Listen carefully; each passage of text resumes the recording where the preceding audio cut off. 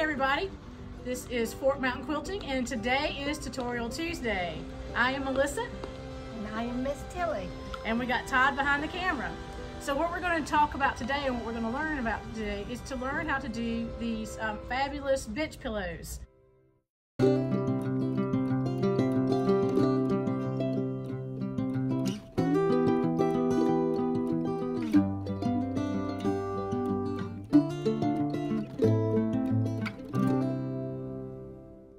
So what's really cool about these is I used some strip yardage, some yardage that you use for borders in order to make these pillows. So I got a couple of samples here.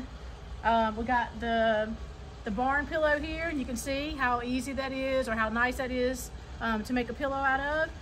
Also, you can use a UFO, something that you haven't finished before. So this was supposed to be a table runner.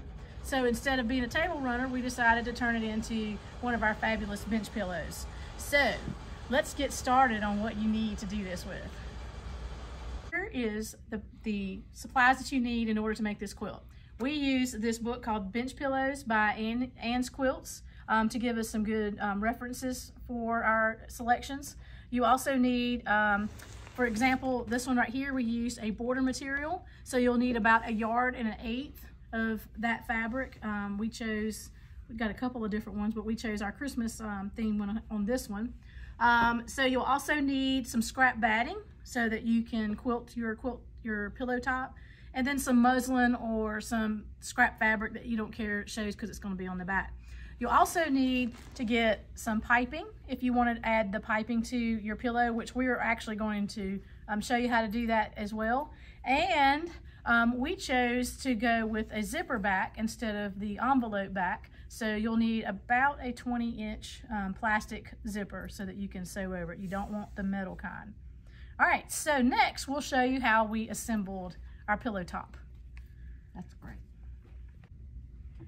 Okay, the first steps you need to do in order to assemble this pillow is you first need to figure out where do you want your seam to be on your pillow. So what I did is I took my pillow form and I laid out my material on it, and I cut my strip material so that I would have my scenery right down the middle.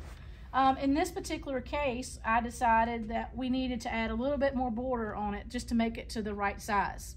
So that's how we get started. Is first you need to choose your material, figure out your layout, and then we're going to assemble the 3 pieces together so that we can quilt this top of your pillow.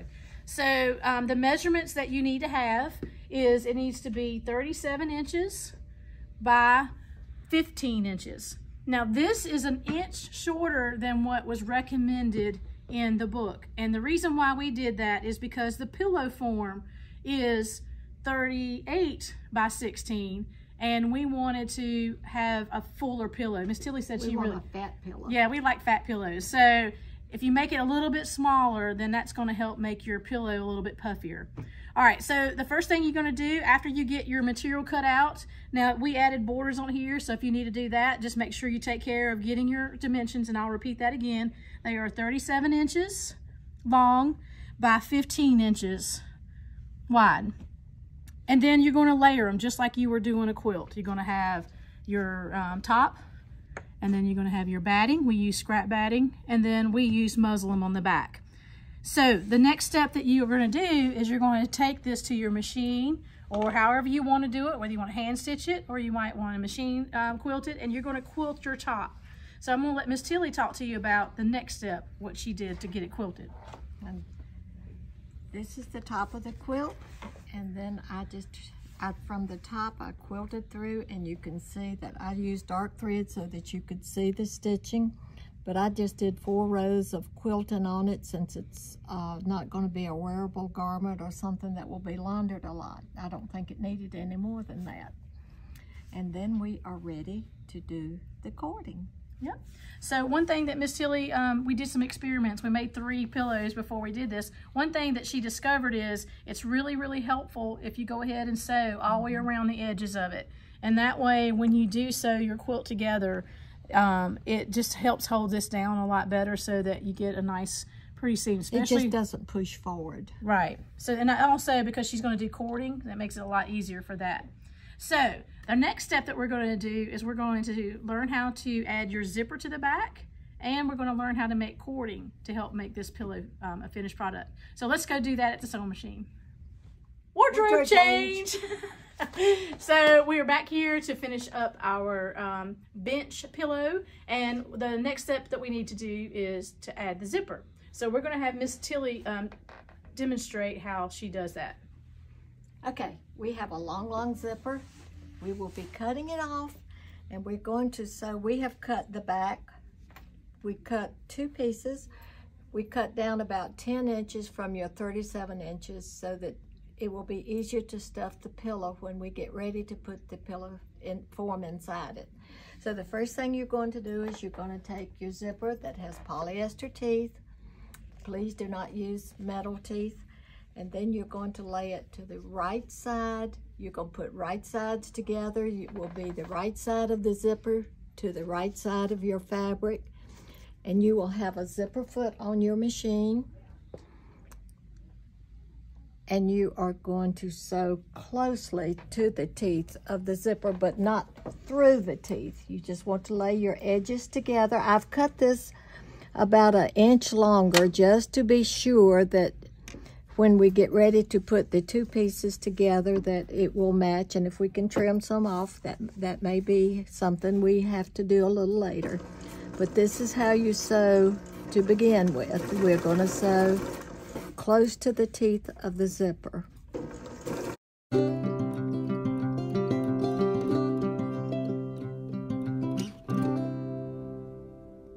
You'll see that I have an extension of the zipper below the fabric and above the fabric. Then we're going to do the very same thing to the other side, the longer side of the back of the pillow.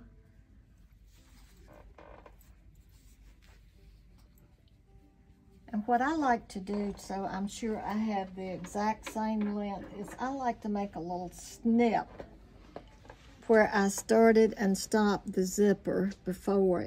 I cut in maybe 1/4 inch or so, not through the zipper teeth yet. But that just gives us an idea of where to start and where to stop.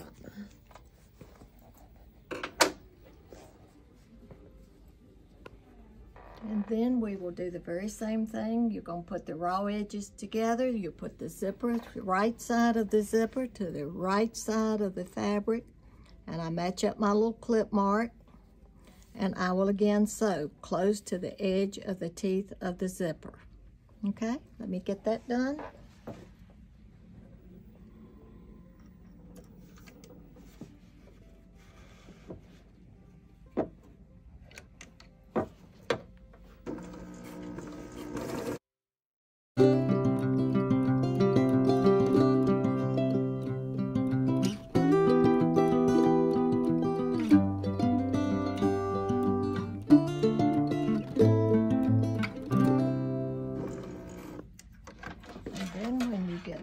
With that,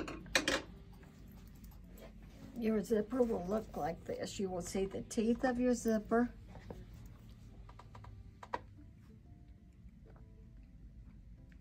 And the next thing, before you forget it, please unzip the zipper down below, something like that, because we're going to have to unzip the zipper all the way when we sew the 2 pieces together. So that's how you put a zipper in. Okie dokie, let's get on with the cording. We have cut a strip of fabric that is 1.5 inches wide, and the width of the fabric you need to measure around your pillow. It usually takes about 3 cuts to go around one of these pillows, and you will join it like you do your binding. And then when I get ready to make my binding, I take to begin with and I fold about 1 inch to the wrong side. I have the wrong sides together. My cording, I think, is like 3/8 of an inch. It's narrow cording, and we do have it here in the store. And I take and I place my cording near that folded edge, and holding it in the middle, you're going to just take this and go to your machine with your same zipper foot on the machine. holding your raw edges together, wrong sides together. And you will just sew all 3 pieces together with the cording enclosed.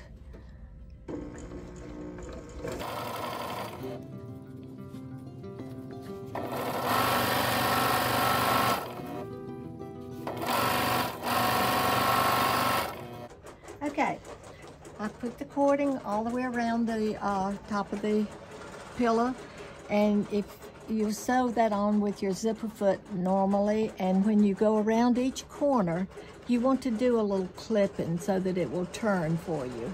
So I've clipped it all 4 corners, and then when you get ready to join it, if you can remember, I told you to fold down a little edge to begin with.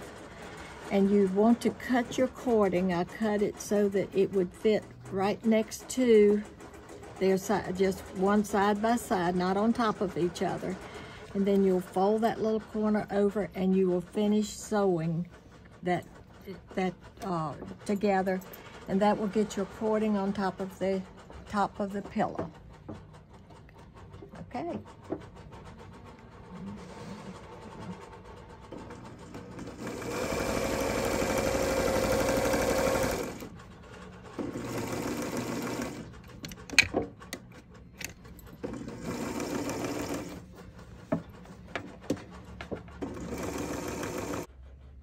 The next thing we're going to do is we're going to pin it together, and as you can see, I've cut the bottom a little bit larger than the top of the pillow. It gives me a little playroom there if I need to, and it will be trimmed off.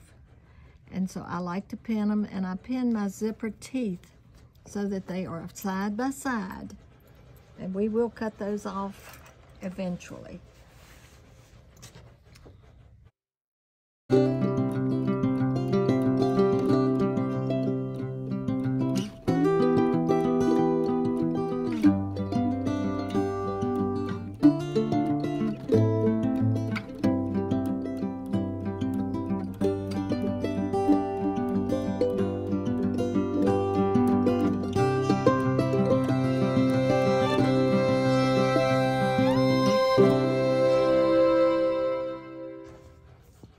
Take note that the zipper is not in the middle of the pillow, it's near the top. I think I cut down about 10 inches. I think I said that, but maybe I didn't.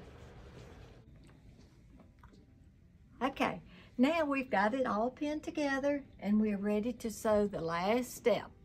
What I'm going to do, I put the cording foot on my machine, and we are going to sew really close to where my stitching previously was. If you can see the red stitching here, I'm going to be sewing right beside of that so that it won't show.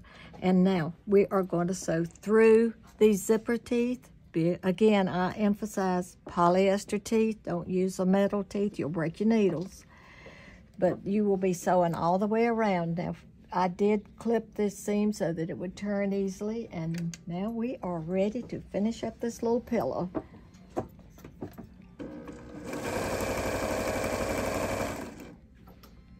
And I'm going to do not sew over pins.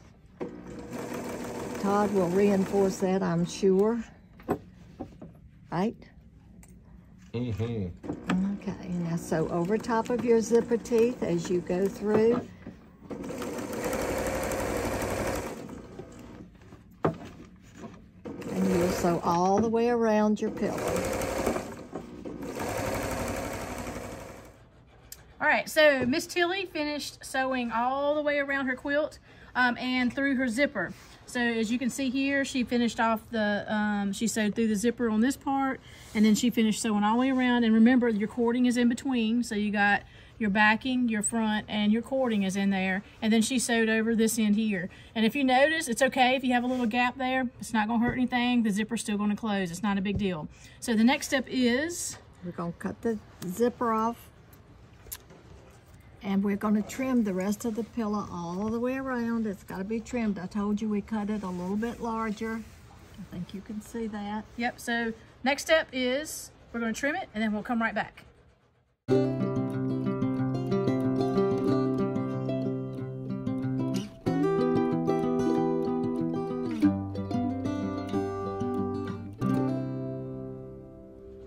Okay, a couple pointers that we wanted to point out to you is that Miss Tilly said when you sew around the edges of your quilt, it's better if you sew as a circle here versus at a point, because it lets it turn and makes it look a little bit nicer.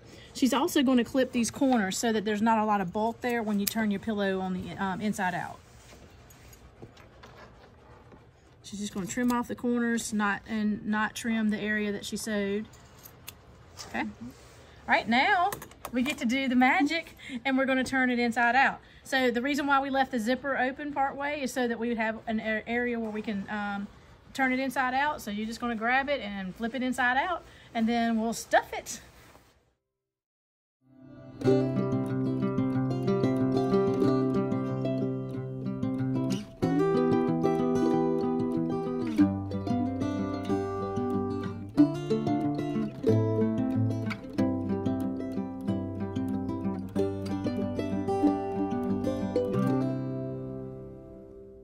So I wanted to show you something real quick. We did a couple of these pillows in advance just to do some trial and error runs on it. First thing I wanted to show you is our first pillow that we did. This was, remember, our UFO. This was a table runner that we didn't use as a table runner. Converted it into our bench pillow. We actually put the zipper in the middle, and we found this to be a lot harder to stuff because we had to stuff so much this way and then try to stuff so much this way. So we have found that the best way to do this is to have your zipper at the other end. And Miss Tilly told you that this piece of material here was cut about 10 inches. So that way you can stuff the material in.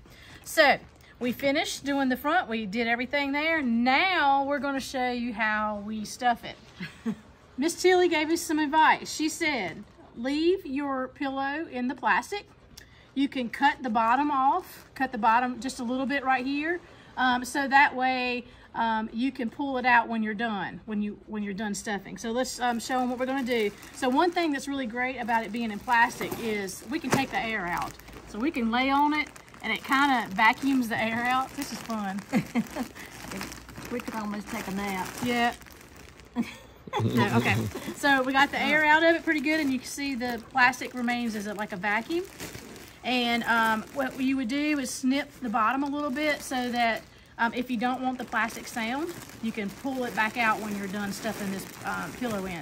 Now remember, we made our pillow a little bit smaller than what the directions said, a little bit smaller than the pillow form, because we like fat pillows. Yes, we did.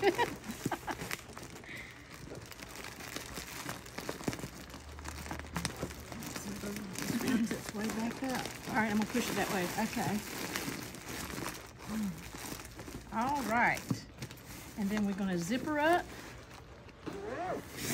and we have our beautiful fat bench pillow, and it's got cording on it, and we made it with border material. I mean, how easy is this? This is so awesome.